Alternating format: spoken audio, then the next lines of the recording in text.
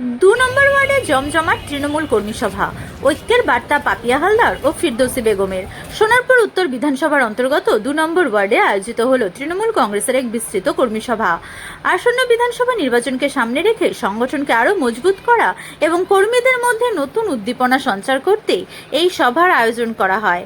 এদিনের সভায় উপস্থিত ছিলেন পৌরমাতা পাপিয়া হালদার, সিআইসি নজরুল আলী মণ্ডল, তৃণমূল প্রার্থী ফিরদৌসী বেগম সহ একাধিক নেতৃত্ব। সভায় দলীয় কর্মীদের উদ্দেশ্যে গুরুত্বপূর্ণ বার্তা দেন নেতৃত্বরা। তারা জানান, সাধারণ মানুষের সঙ্গে আরও বেশি করে যোগাযোগ বাড়াতে হবে এবং সরকারের উন্নয়নের কাজগুলি মানুষের সামনে তুলে ধরতে হবে। ২৪শে মার্চের এই কর্মসভা নিয়ে তৃণমূল প্রার্থী ফিরদৌসী বেগম তিনি কি বললেন? অ্যাকচুয়ালি আমাদের প্রচার সেইভাবে বলতে গেলে সারা বছরই প্রচার, সারা বছরই আমরা মানুষের পাশে থাকি, সারা বছরই আমাদের প্রকল্পের কাজ হচ্ছে। ভোট নতুন করে আবার ভোট ঘোষণা হয়েছে 2026-এর জন্য, তাই আলাদা করে আবার কর্মীদের একত্রিত করা, আবার নতুন করে কিভাবে আমরা 2026-এ মানুষের কাছে যাব। আমরা যে এত প্রকল্প এত কাজ করেছি, এবার 2011 থেকে 2026 পর্যন্ত মানুষ বলবে কী কাজ করেছে, কী প্রকল্প, কী উন্নয়ন, সেগুলো মানুষ জানতে চাইবে। একটা সরকারে যখন আমরা আছি, আমাদের দায়িত্ব কর্তব্য মানুষের বিভিন্ন পরিষেবা দেওয়া, আমরা সেগুলো দিয়েছি। সেইগুলো নিয়ে আর কি এরকমভাবে আমরা প্রত্যেকটা ওয়ার্ড, প্রত্যেকটা অঞ্চল ধরে ধরে আমরা কর্মী বৈঠক করে কর্মীদেরকে সেইভাবে জানানো এবং কর্মীরা এইসব প্রকল্প বিভিন্ন সম্পর্কে জানছে বা তারা জানে, আবার নতুন করে ঝালাই করা এবং আবার মানুষের কাছে পাঠানোর জন্য প্রস্তুত। দিদি, আপনি ৩বারের বিধায়িকা ছিলেন আর এখন প্রার্থী হয়েছেন আবার, তো এটা কতটা গর্বের মনে হচ্ছে? কারণ এটা তো একটা একদিক থেকে মানুষের ভালোবাসা তো আছে, তো কি মনে হয় এবার ২৬-এর বিধানসভায় কতটা আশা করবো? প্রথমে অবশ্যই এটা গর্বের বলবো, কিন্তু আমি আমার প্রিয় মুখ্যমন্ত্রী, আমার নেত্রী, আমি নেত্রীর কাছে কৃতজ্ঞ। আমার প্রিয় নেতা, প্রিয় সাংসদ, আমাদের দলের সেনাপতি মাননীয় অভিষেক বন্দ্যোপাধ্যায়ের কাছে আমি কৃতজ্ঞ। আর আমার সোনারপুর উত্তর বিধানসভার মানুষের কাছে কৃতজ্ঞ, যেভাবে আমাকে আমার বিধানসভার মানুষ সম্মান দিয়েছেন, সেই সম্মানের মর্যাদা রেখেছেন। আমার নেত্রী, আমার নেতা আবার আমাকে তৃতীয়বারের জন্য আবার মানুষের কাছে পাঠিয়েছেন মানুষের আশীর্বাদ নেওয়ার জন্য।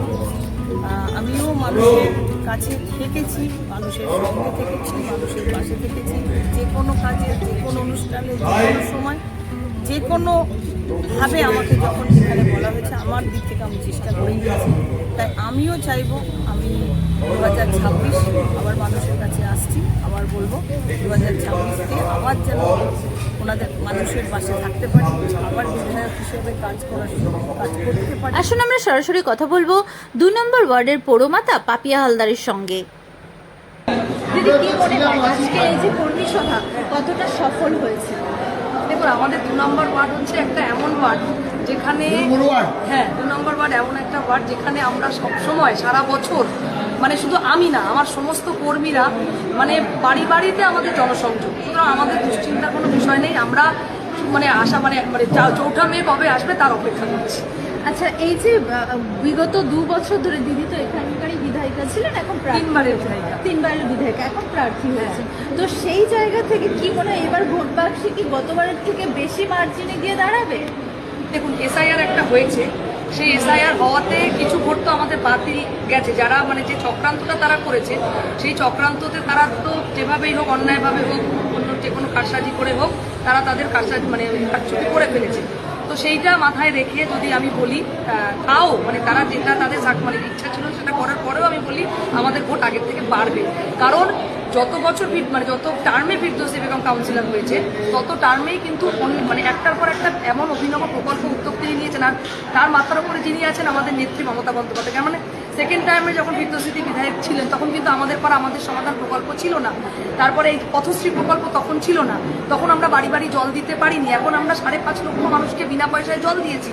আমরা আমাদের পাড়া আমাদের সমাধানে 29খানা রাস্তা করেছি, আমরা পথশ্রীতে 2 নম্বর ওয়ার্ডে 34টা রাস্তা করছি, এবং তারপরেও আমাদের আমরুত প্রকল্পের যে রেস্টোরেশন সেখানে সমস্ত রাস্তা আমরা মানে একদম নিট অ্যান্ড ক্লিন, সুন্দর পরিচ্ছন্নভাবে, শুধু হয়তো আপনি এখন গেলে দেখবেন না, কারণ আমাদের সময় খুব কম। আমরা নির্বাচনের যে প্রক্রিয়া শুরু হয়ে গেছে, আমাদের টেন্ডার হয়ে গেছে, সমস্ত প্রসেসিং চলছে, কাজ চলছে, এবং আমরা বিধায়িকাকে যেদিন আমাদের প্রার্থী ঘোষণা হয় আমরা আমাদের ওয়ার্ডে একটা বিউটিফিকেশন করেছি, অসাধারণ মানুষ সেটা দেখে খুব আপ্লুত। তো আমরা একটার পর একটা উন্নয়ন যত দিন গেছে তত সেটা বাড়িয়েছি। তো আমাদের ভোট মানে এমনি বাড়বে। যদি বেশি সময় নেব না, একটা শেষ প্রশ্ন। সিআইসি নজরুল আলী মণ্ডল তিনি বললেন যে আপনার নাম নিয়ে বলেছেন যে আমাদের যিনি পৌরমাতা আছে তার উপর দায়িত্ব দিয়ে গেলাম যে এই ভোট প্রচারে যেন তিনি সাথে থাকেন। এত বড় একটা দায়িত্ব কিভাবে সামলাবেন? দেখুন, দায়িত্ব বলতে মা নামে মানে মা যিনি হয়, মায়ের তো সন্তানরা থাকে, সন্তান আমার সবাই ভালো, তা সন্তান যখন ভালো মায়ের সুনাম তো তারা চাইবে, এবং আমি জানি তারা বিগত দিনে যেভাবে আমার পাশে ছিল, মানে আগাম মানে এই যে আমার রয়েছে বুথ সভাপতি, আমার 9টা পার্টির বুথ সভাপতি জল করছে, তারা দিনরাত আমাকে বলতে হয়, মানে ধরুন আমি তো একজন মহিলা, আমার পাশের ওয়ার্ডে বাড়ি, আমার যে কোনো সমস্যায় মানে আমরা ফোনে আমার সভাপতিরা কাজ করে দেয়, শুধু আমাদের ভাবতে হয় না, শুধু আমরা একটা স্ট্র্যাটেজি আমরা করে নেবো। দাদা আমাদের সাথে আমরা সরাসরি কথা বলবো সিআইসি নজরুল আলী মণ্ডলের সঙ্গে। এটা আমাদের বলতে পারেন আমাদের নির্বাচন ঘোষণা হয়েছে, তারপর আমাদের প্রত্যেকটা অঞ্চল ওয়ার্ডে কর্মীদের উৎসাহ উদ্দীপনা দেখতে পাচ্ছেন। আরেকবার একটু তার সাথে মিলিত হওয়া, তাদের দায়িত্ব, তাদের কর্তব্য সম্বন্ধে আরেকবার সচেতন করে দেওয়া।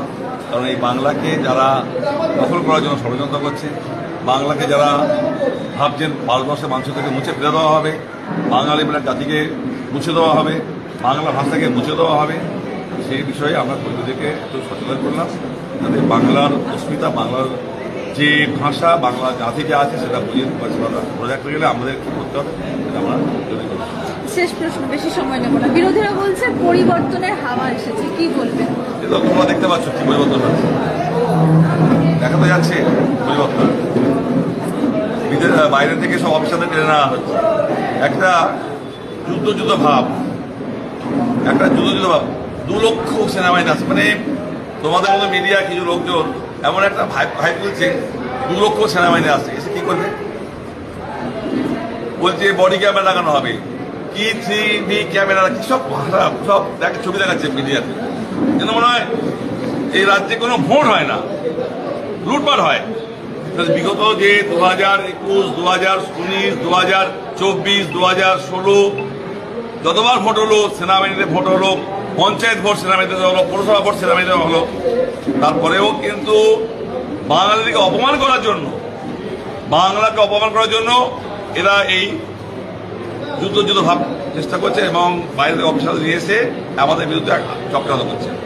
আমরা এই বাংলার মানুষ আর একজনকে বুঝিয়ে দেবো, বাংলাকে অপমান করলে বাঙালিরা একটা মেনে নেয় না, সেটা আমরা ইতিপূর্বে বিগত দেখেছি, আজও দেখি।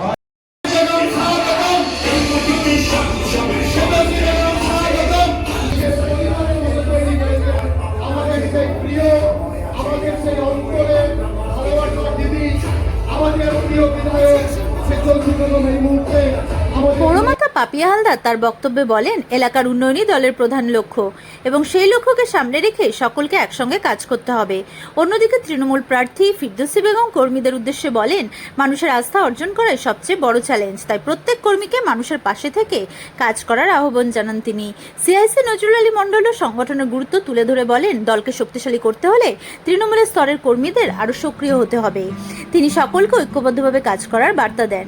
এই কর্মী সভায় 2 নম্বর ওয়ার্ডের বহু কর্মী সমর্থকদের উপস্থিতি ছিল চোখে পড়ার মতো। সভা থেকে স্পষ্ট বার্তা দেওয়া হয় যে আসন্ন নির্বাচনে জয় নিশ্চিত করতে সংগঠনের ভিত আরো শক্ত করা হবে এবং প্রতিটি বুথে জোরদার প্রচার চালানো হবে। রাজনৈতিক মহলের মতে এই ধরনের কর্মী সভা আগামী নির্বাচনের আগে দলের ভিত আরো মজবুত করতে বড় ভূমিকা নেবে। ক্যামেরায় সিন্টুর সঙ্গে অনুষ্কার রিপোর্ট, ব্যুরো রিপোর্ট।